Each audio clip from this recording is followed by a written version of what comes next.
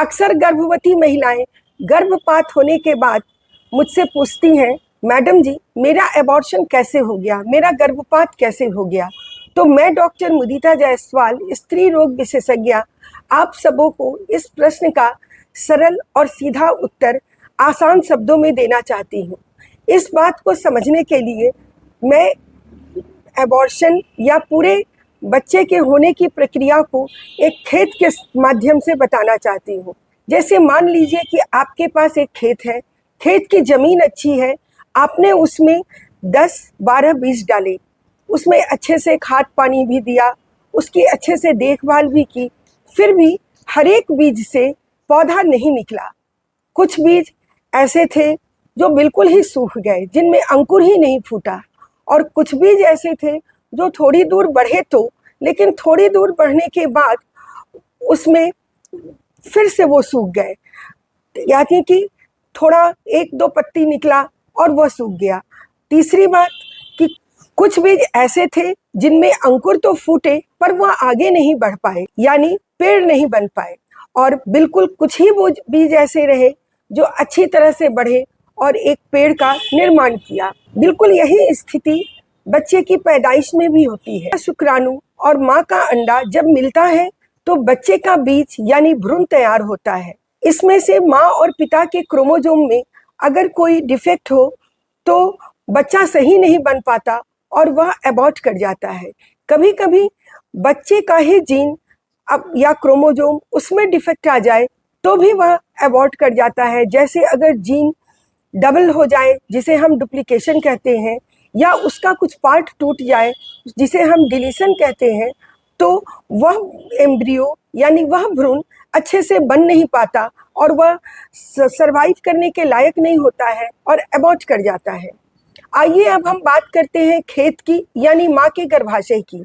माँ के गर्भाशय का शेप कभी कभी ऐसा हो जाता है जिससे उसमें भ्रूण आगे बढ़ ही नहीं पाता, वह पनप ही नहीं पाता, डेवलप ही नहीं कर पाता।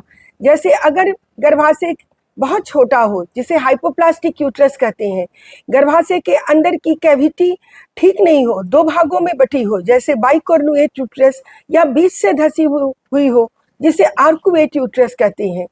कभी कभी बच्चेदानी की दोनों दीवार आपस में सट जाती है तो भ्रूण के डेवलप करने की जगह ही नहीं बचती।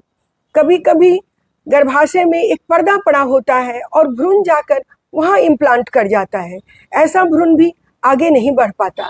और कभी कभी ऐसा देखा जाता है कि गर्भाशय में गांठ होती है, जैसे फाइब्रॉइड और पॉलिप।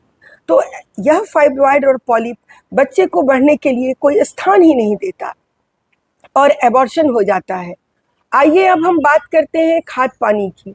खाद पानी की तुलना हम माँ के ब्लड और उसमें उपस्थित हार्मोन और पोषक तत्वों से करेंगे। जैसे भ्रूण को बढ़ने के लिए इनकी ज़रूरत होती है, भ्रूण का जेनेटिक मटेरियल भी सही है, गर्भाशय भी सही है, फिर भी एबॉर्शन क्यों हो गया। थायराइड हार्मोन की मात्रा अगर माँ के ब्लड में बहुत कम हो जाए, शुगर की मात्रा यानी चीनी की मात्रा माँ के खून में बहुत बढ़ जाए, माँ का ब्लड प्रेशर बढ़ जाए, तो भ्रूण का विकास सही तरीके से नहीं हो पाता, क्योंकि जिन चीज़ों की ज़रूरत भ्रूण को बढ़ने के लिए है वह मिल नहीं पाती। प्लेसेंटा या पुरैन में कभी कोई गड़बड़ी आ जाए, जो कि हाई बीपी में होता है, तो माँ का पोषण बच्चे तक सही तरीके से पहुँच नहीं पाता, बाधित हो जाता है, जिससे एबॉर्शन हो जाता है। ब्लड में एंटीफॉस्फोलिपिड एंटीबॉडी बढ़ जाता है, जिससे खून में थक्का बनने की प्रवृत्ति बढ़ जाती है और माँ का पोषण, माँ का ब्लड बच्चे तक पहुँच नहीं पाता है सही से, और इसमें भी एबॉर्शन हो जाता है। पहले ऐसा सोचा जाता था कि गर्भपात होता है तो सिर्फ स्त्रियां ही जिम्मेवार हैं, खराबी सिर्फ स्त्रियों में है, लेकिन नहीं, ऐसा नहीं है। रिसर्च के बाद यह पाया गया कि खराबी पुरुषों के शुक्राणु में भी हो जाए तो गर्भपात हो जाता है, क्योंकि अच्छा एम्ब्रियो ही नहीं बनता, अच्छा भ्रूण ही नहीं बनता। जो पुरुष बहुत अधिक शराब का सेवन करते हैं, सिगरेट पीते हैं, गुटखा खाते हैं, जैसे पान पराग, पान मसाला, शिखर, उनके शुक्राणु में बहुत ज़्यादा डीएनए फ्रेगमेंटेशन हो जाता है और इससे जो भ्रूण तैयार होता है वह सही नहीं होता है और आगे बढ़ ही नहीं पाता और एबॉर्शन हो जाता है। अगर आपको मेरी यह सूचना अच्छी लगी है तो आप मेरे चैनल को लाइक और सब्सक्राइब करें और इस चैनल से जुड़े रहें। धन्यवाद।